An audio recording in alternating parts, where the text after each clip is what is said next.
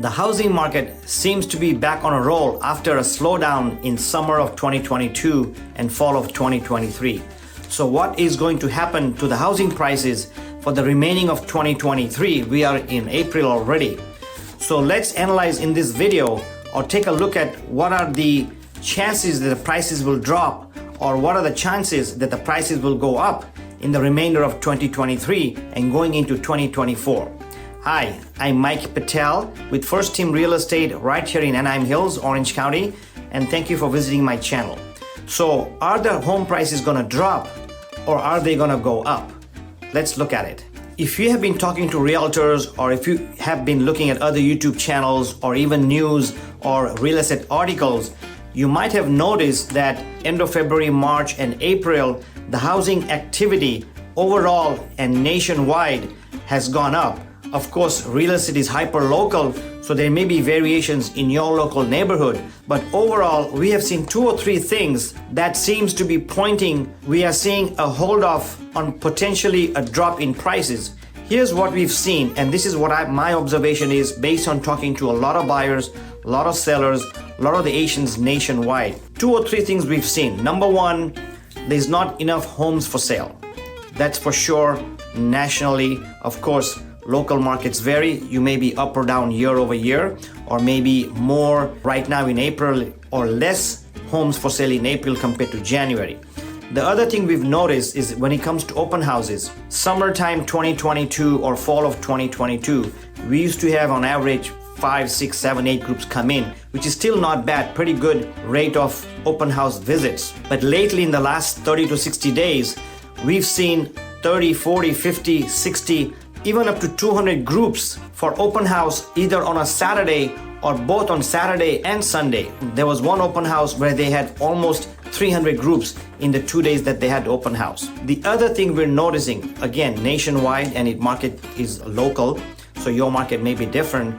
The other thing we've noticed is that homes are selling faster and there are multiple bids.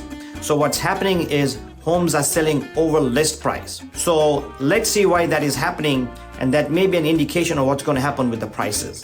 One of the things that's happening with the buyers want to buy homes despite the high inflation rate, or almost 8%, despite the higher interest rate compared to 2021 and 2022, we are at about 6.7% interest rate these days. The national average, if you look at the last 30, 40 years, the average interest rate is 7.125. In 1984s or 1980s, the rates were 15, 16, 17%. In the 90s, they were at 12% and 8% in the 2000s. We went down to 2.5% in 2021. We're back up to 6.75%. So if you look at the average, we are still below the average interest rate. A lot of the buyers still have good jobs, they have down payments, and they want to buy homes. They are paying ridiculous amount of rents. That's what the buyers are thinking. Why should I pay $3,000, $4,000, $5,000, $6,000, $7,000 a month rent if I can buy a house and then own the equity in there? So there's a demand for houses.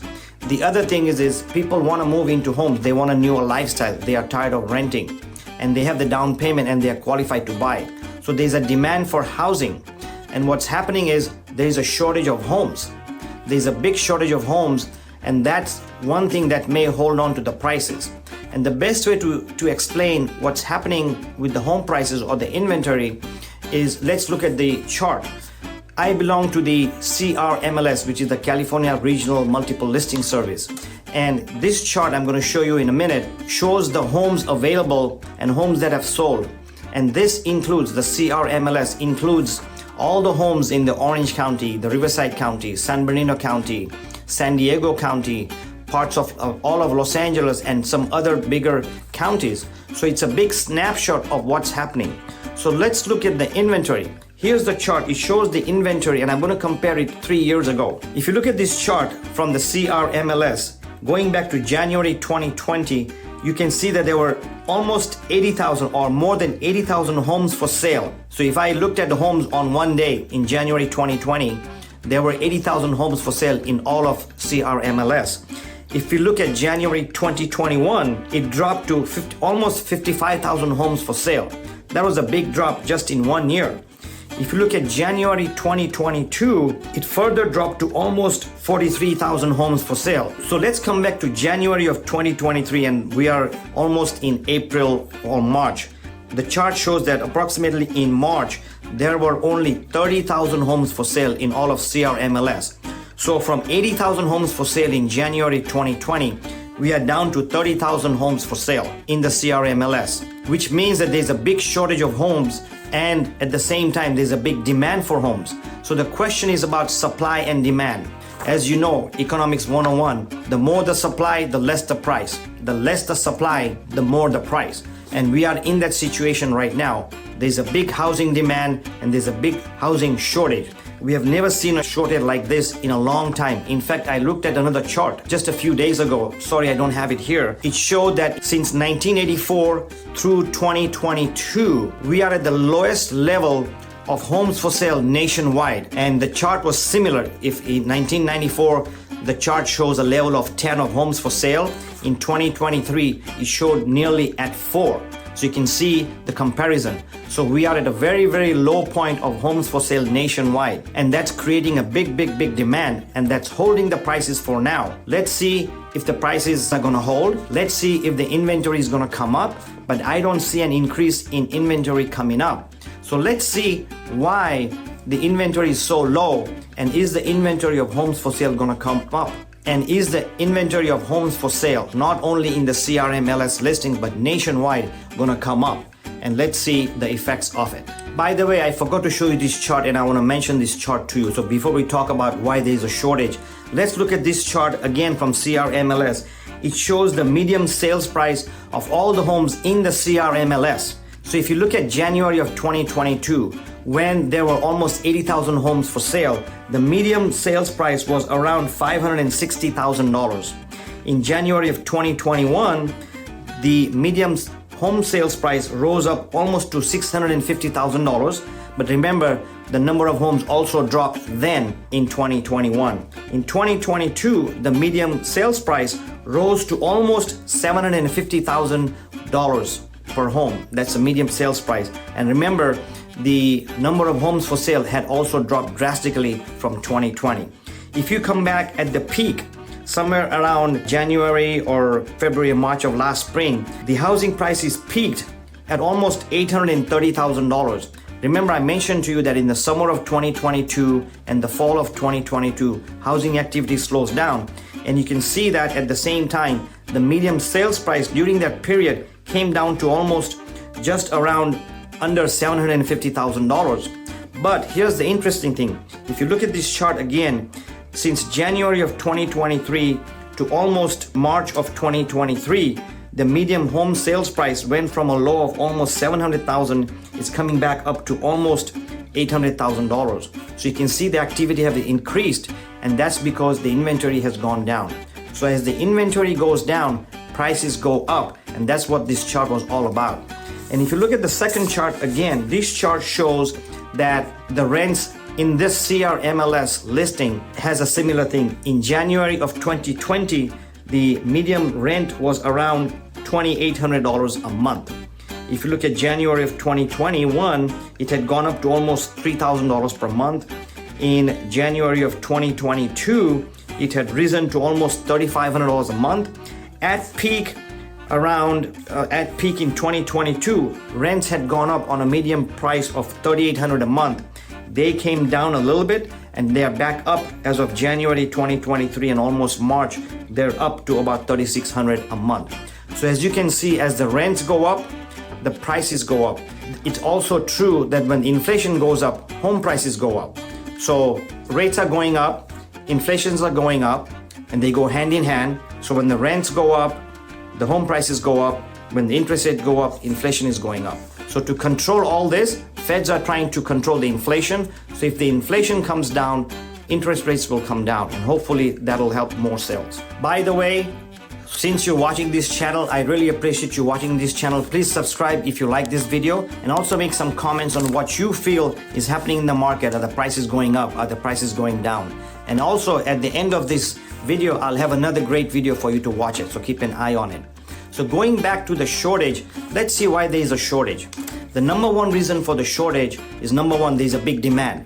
So it's an intrinsic thing. You can see visually, but the higher the demand, the more homes we need, but we don't have any homes. So that's one shortage.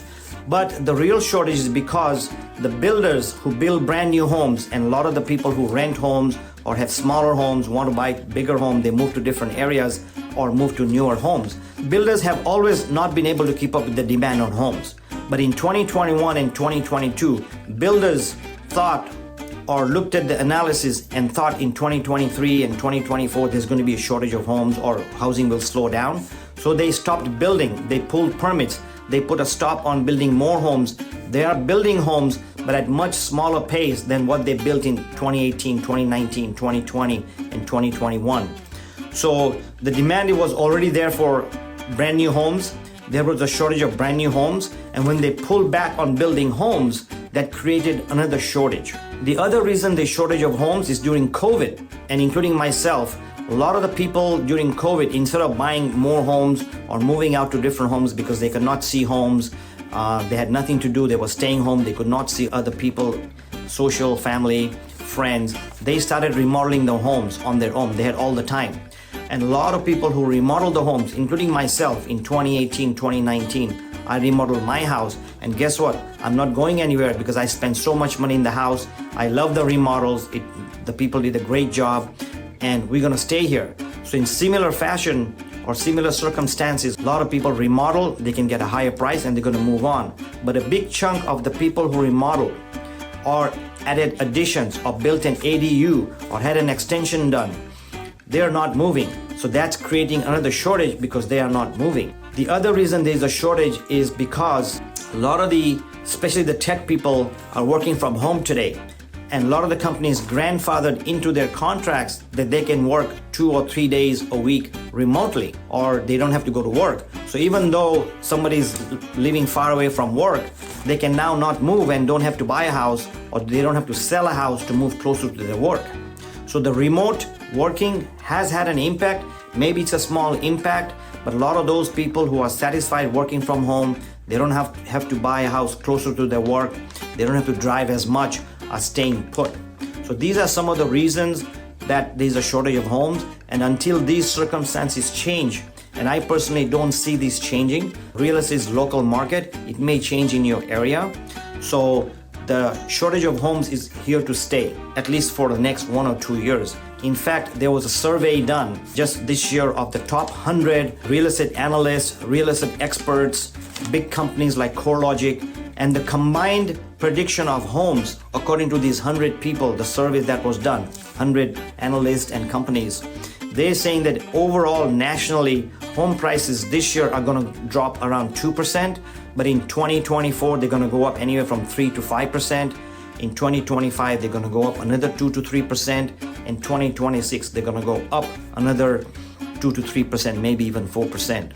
So the prediction is homes are not dropping, they may actually go up. And one of the factors that can put a wrench in this whole scenario is what's going to happen to the banks. We don't know what's going to happen to the banking industry. As you know, the Silicon Valley Bank crashed and burned. It's no longer there. There's few other banks like First Republic Bank, Credit Suisse Bank, global banks are having some issues, but the feds are doing everything they can to save the banks because they don't want the banks to fail, because that may have a big impact on the housing. So that's the unknown on what's going to happen with the banks, but it seems like they're trying to control it or have it pretty much under control, but we'll see what's going to happen. So looks like there is no housing crash coming, looks like there is no housing drop coming based on these factors, based on the real estate activity, based on the demand. The other thing that's happening is a lot of the buyers are buying. So if you're considering buying, this is still a good time to buy. So you may say, hey Mike, this is a bad time to buy because the prices are high, inflation is high, interest rates is high. But you know, I've been selling homes for 25 years, and there's one thing for certain, there is no right time to buy.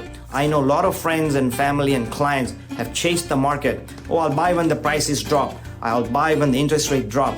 And then when the prices drop, they could never buy because they probably lost a job, or one of the siblings or one of the spouses lost a job, they could not buy, or the business drop. Something comes up. So when is the right time to buy? And I always say the right time to buy is when you are ready, willing, and able to buy. Are you ready to buy? Are you mentally ready to move to a new area, to your grandmother, to your parents' house, to a beach area, to a mountain area? Are you ready?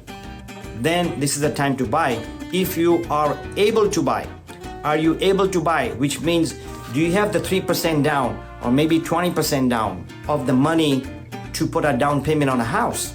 And are you qualified to buy a house? If you're paying a $4,000 a month rent, and if you want to buy $1 million home, you can buy and have a $4,000 mortgage, or maybe $5,000 mortgage if you include the property tax and all the insurance and everything else. As long as you are qualified to buy, then first you are willing to buy, now you are ready to buy, and are you able to buy? Which means that if you move right now, let's say this summer, and your kid's school is over, are you ready to move? But if your kids are in school, then maybe you're not ready to move. Are you ready to let go of your current job and move to out of state in Idaho or Montana and ready to move? If not, then you may have to wait. But overall, the right time to buy is when you are ready, willing, and able to buy. Yes, you can buy at a cheaper rate, but yes, there's a chance you may lose income and not qualify at that time. But remember, even if you buy in a high price and high interest rate, overall, if you stay there for a long time, you will always make money, you will always profit, you will always build equity in the house, no matter what the price. Because on average, as you may know, in the last 30 years, the average home price appreciation is 4% per year. That means if I buy a house today at $1 million, I'm gonna grow that house of $1 million at 4% per year for the next 30 years. Where can you get a return like that? You'll never get a return anywhere like that. And you are staying there and enjoying your house and your family and the security and the shelter that you get. So regardless of the price, if you're ready, willing, able to buy, go ahead and buy it. Let the home prices do whatever they're gonna do. You have no control over it. Either they're gonna go down or they're gonna go up. They never stay stable, and you can never predict when they will go up or down. When 2008 market hit, who predicted that the market is gonna go down so low? When the prices were so high in 2021, 2022, nobody predicted that in 3 or 4 years, home prices will jump 30 to 50%. So nobody can predict what's going to happen. So the best time to buy is when you are ready, willing, able to buy. So hopefully this helps.